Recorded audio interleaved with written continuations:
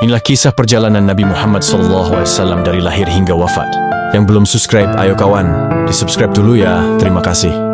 Di kota Mekah yang bercahaya, di tengah gurun yang luas dan di bawah langit yang penuh bintang, seorang bayi terlahir yang kelak akan menjadi pembawa cahaya bagi seluruh umat manusia. Hari itu adalah Senin, 12 Rabiul Awal tahun Gajah, bertepatan dengan tahun 570 Masehi. Sang ibu Aminah binti Wahab merasakan ketenangan yang luar biasa saat melahirkan. Meskipun ia sendiri, tanpa kehadiran suaminya Abdullah bin Abdul Muthalib, yang telah wafat sebelum putranya lahir, hatinya penuh dengan kebahagiaan. Dalam kesendiriannya, ia merasakan tanda-tanda kebesaran yang menyertai kelahiran putranya. Malam itu, langit bersinar lebih terang dari biasanya. Riak-riak cahaya tampak menghiasi cakrawala, seolah-olah memberi pertanda bahwa seorang manusia istimewa telah datang ke dunia. Ada riwayat yang menyebutkan bahwa di negeri jauh, api suci kaum Majusi yang telah menyala selama ribuan tahun, tiba-tiba padam, serta patung-patung berhala runtuh.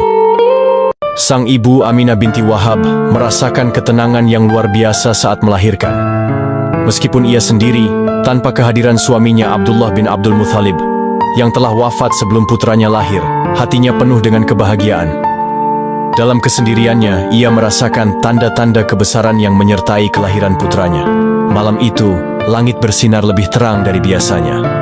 Riak-riak cahaya tampak menghiasi cakrawala, seolah-olah memberi pertanda bahwa seorang manusia istimewa telah datang ke dunia.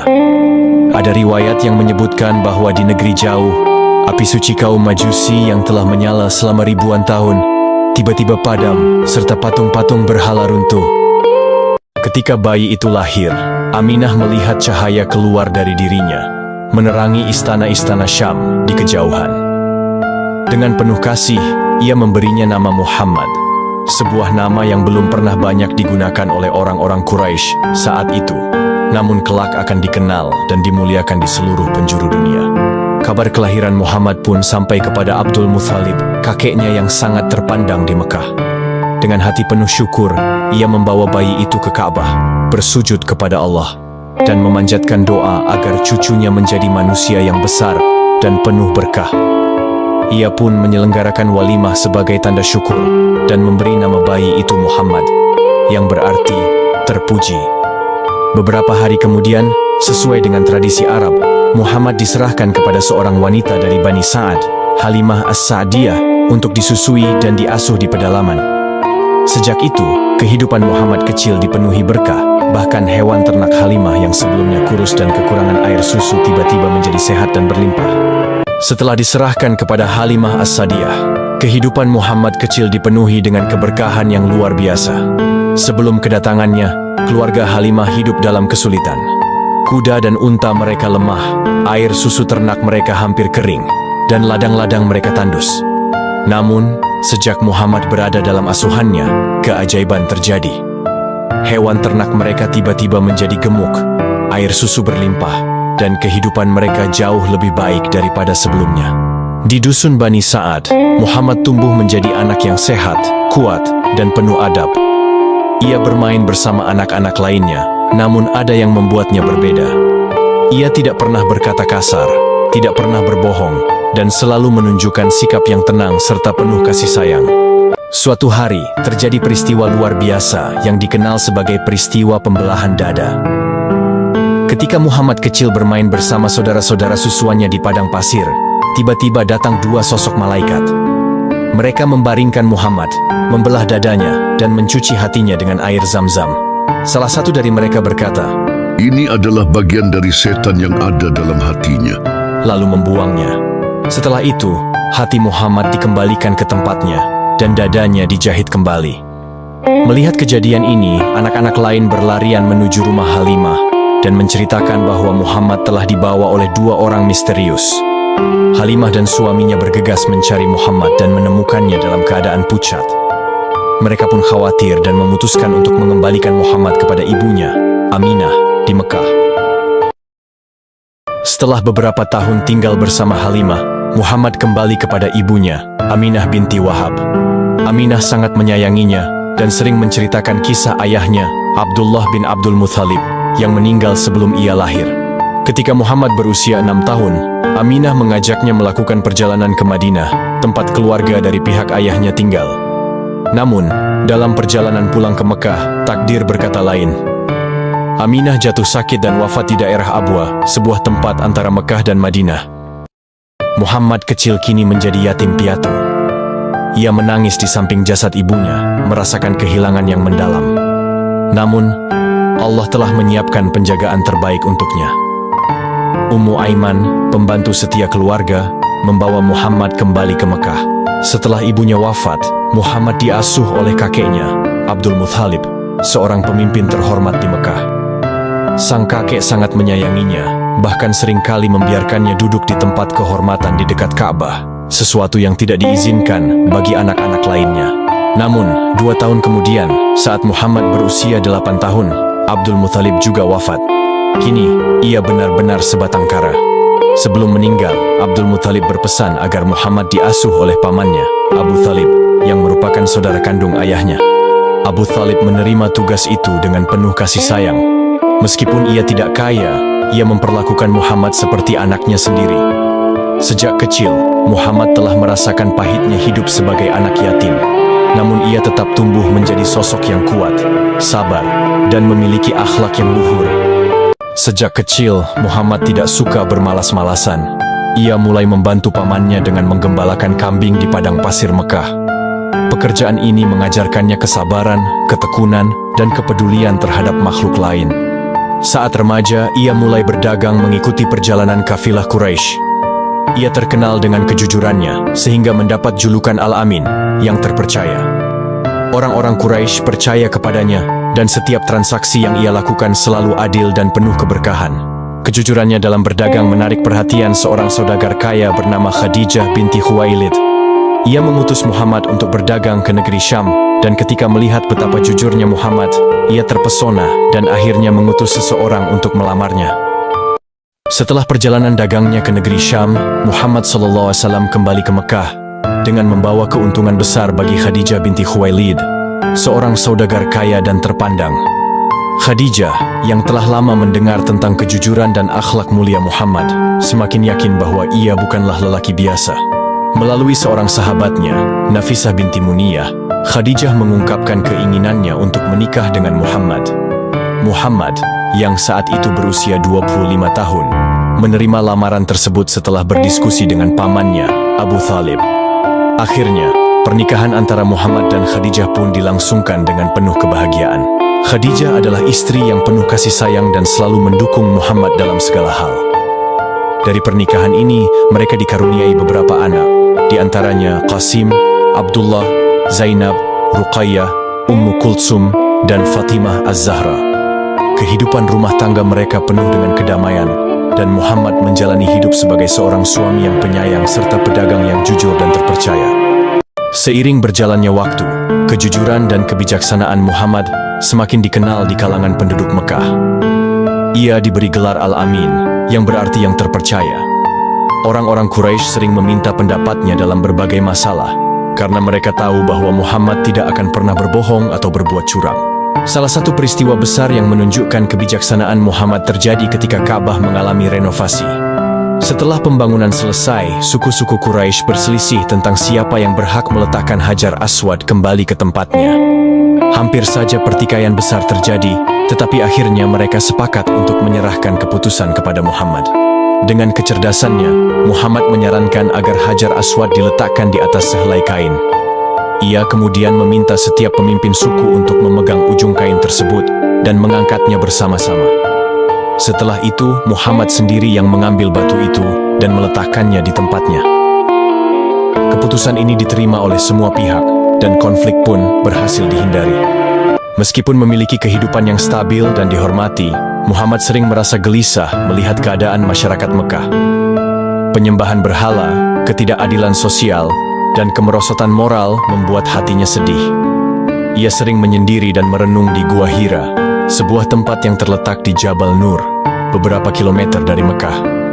Di gua yang sunyi itu, Muhammad menghabiskan waktu untuk beribadah dan mencari jawaban atas kegelisahannya. Ia mulai menjauh dari kebiasaan buruk masyarakatnya dan semakin dekat kepada Allah.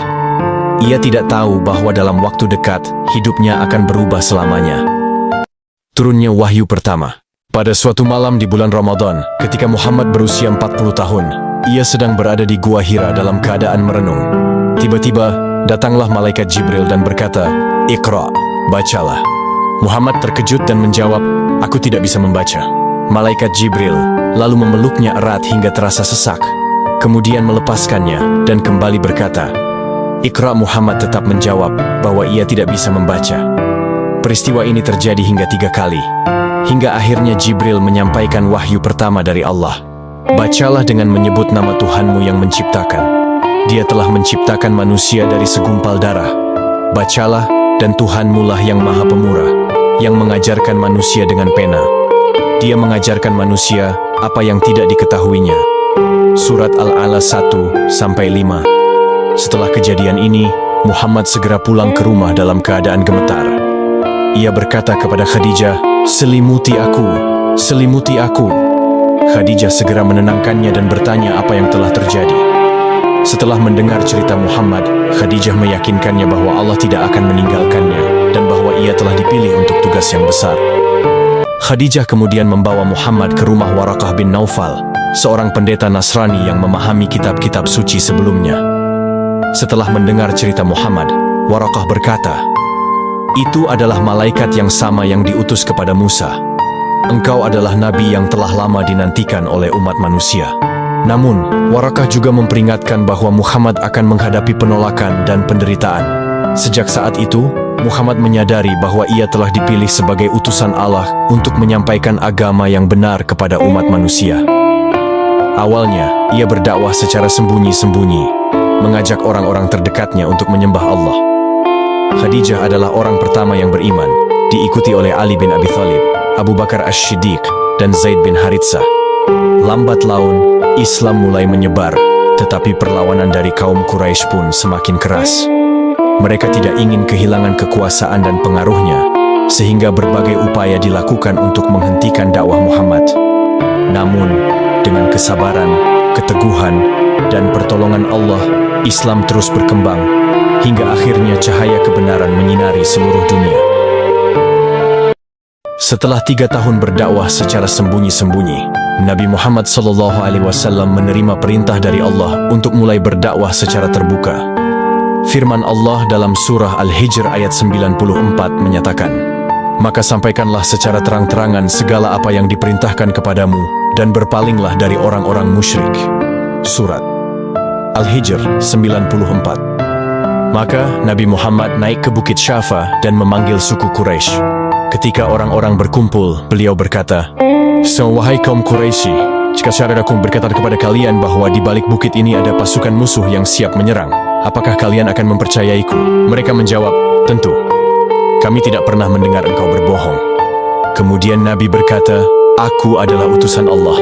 Aku memperingatkan kalian tentang azab yang pedih jika kalian tidak beriman kepadanya. Tinggalkan penyembahan berhala dan sembahlah Allah yang Maha Esa." Namun, salah seorang pemuka Quraisy menentangnya dengan keras dan mencemuh ajarannya. Sejak saat itu, kaum Quraisy mulai menentang Islam dengan lebih keras. Ketika jumlah pengikut Nabi semakin bertambah, para pemimpin Quraisy semakin marah. Mereka mulai melakukan berbagai cara untuk menghentikan dakwah Islam, termasuk dengan menyiksa para pengikut Nabi.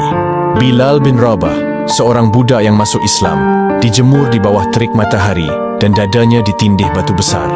Namun, dalam penderitaannya, ia tetap mengucapkan, "Ahad, Ahad, Allah Maha Esa."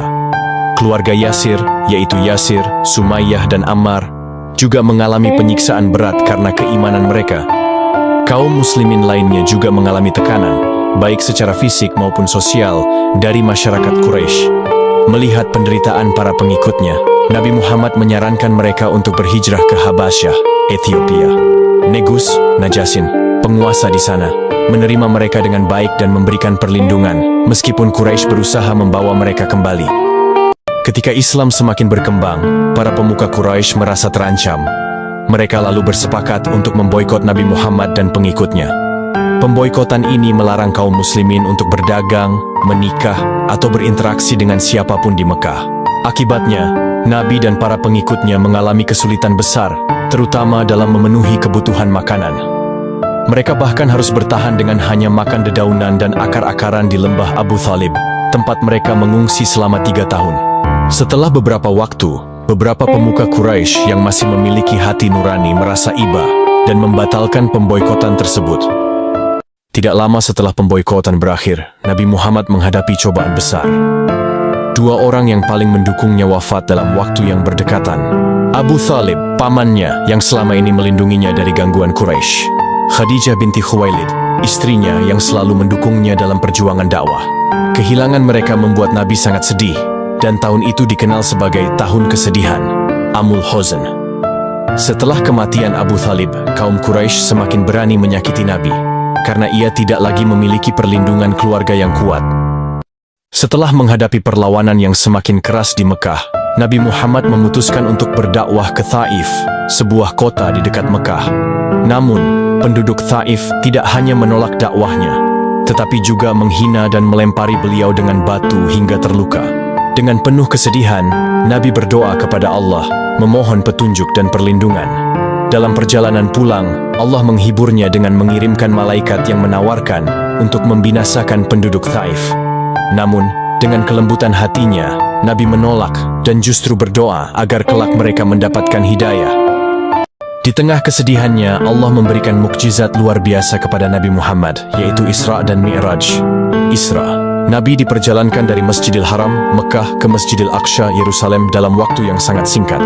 Mi'raj, dari sana, Nabi naik ke langit ke-7 dan Sidratul Muntaha, tempat tertinggi yang tidak bisa dijangkau oleh manusia biasa. Dalam perjalanan ini, Nabi bertemu dengan para nabi terdahulu dan menerima perintah langsung dari Allah, yaitu sholat 5 waktu. Ketika kembali ke Mekah dan menceritakan peristiwa ini, banyak orang Quraisy menertawakannya dan menganggapnya mustahil. Namun, para pengikutnya tetap teguh dalam keimanan mereka. Hijrah ke Madinah adalah awal kebangkitan Islam. Karena tekanan di Mekah semakin berat, Nabi mulai mencari tempat lain untuk menyebarkan Islam. Penduduk dari Yatsrib, Madinah, sebuah kota di utara Mekah, mulai menerima ajaran Islam dan berjanji untuk melindungi Nabi dan para pengikutnya. Setelah mendapatkan izin dari Allah, Nabi Muhammad mulai menyusun rencana hijrah. Para pengikutnya berangkat secara diam-diam, sementara beliau sendiri menunggu waktu yang tepat. Ketika orang Quraisy mengetahui rencana ini, mereka bersekongkol untuk membunuh Nabi Muhammad. Namun, dengan pertolongan Allah, Nabi berhasil keluar dari Mekah bersama sahabatnya, Abu Bakar Ash-Shiddiq.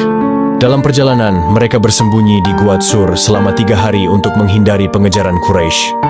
Saat para pencari hampir menemukan mereka, Abu Bakar merasa cemas, tetapi Nabi menenangkannya dengan berkata, "Jangan bersedih, sesungguhnya Allah bersama kita." Surat At-Taubah ayat 40. Setelah perjalanan yang penuh tantangan, Nabi akhirnya tiba di Madinah, di mana penduduknya menyambut beliau dengan penuh kegembiraan.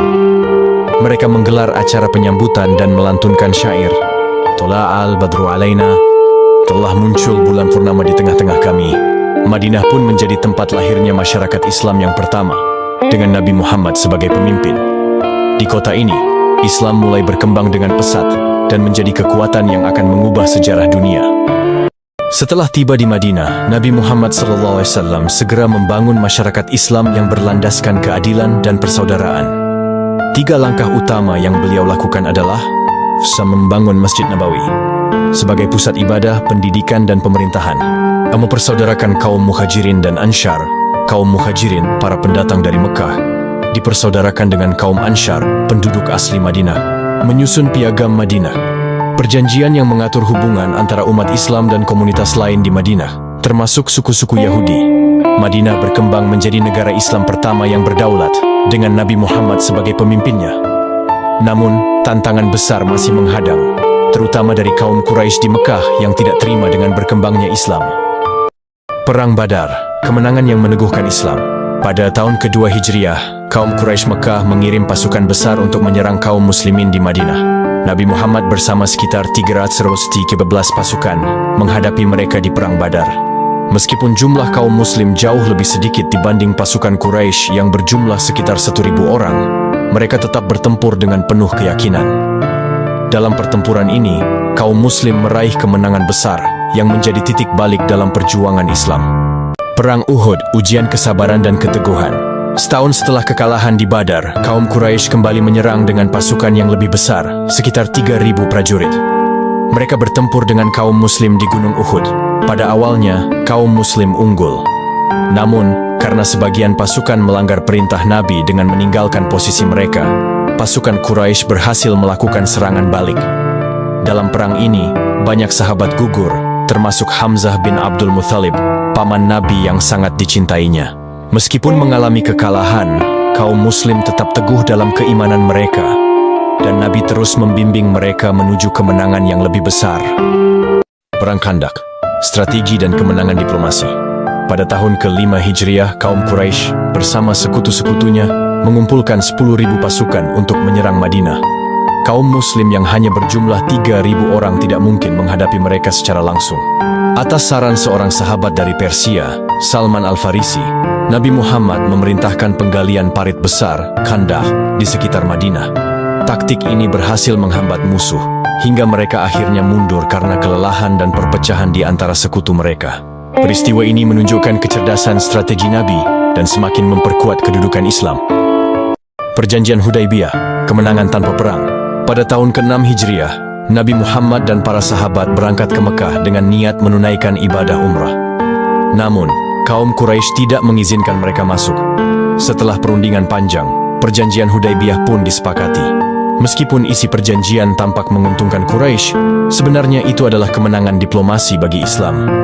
Dalam 2 tahun berikutnya, Islam berkembang pesat dan banyak orang yang masuk Islam, termasuk beberapa pemimpin Quraisy. Pada tahun ke-8 Hijriah, setelah kaum Quraisy melanggar perjanjian Hudaibiyah, Nabi Muhammad memimpin 10.000 pasukan muslim menuju Mekah.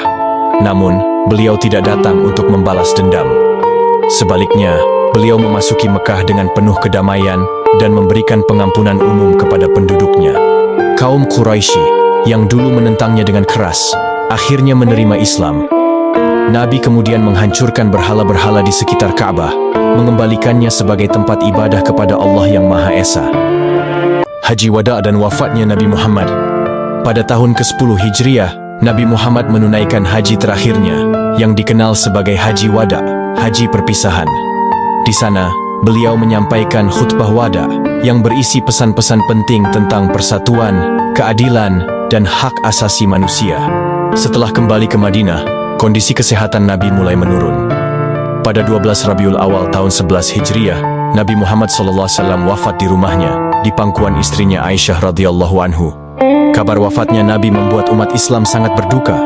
Namun Abu Bakar As-Siddiq mengingatkan mereka dengan berkata, Barang siapa yang menyembah Muhammad, maka Muhammad telah wafat. Tetapi barang siapa yang menyembah Allah, maka Allah Maha Hidup dan tidak akan pernah mati. Demikianlah kisah perjalanan hidup Nabi Muhammad SAW dari kelahiran hingga wafatnya. Perjuangan beliau dalam menyebarkan Islam telah membawa perubahan besar bagi dunia, yang pengaruhnya masih terasa hingga hari ini. Yang sudah subscribe insya Allah mendapat syafaat Nabi Muhammad SAW.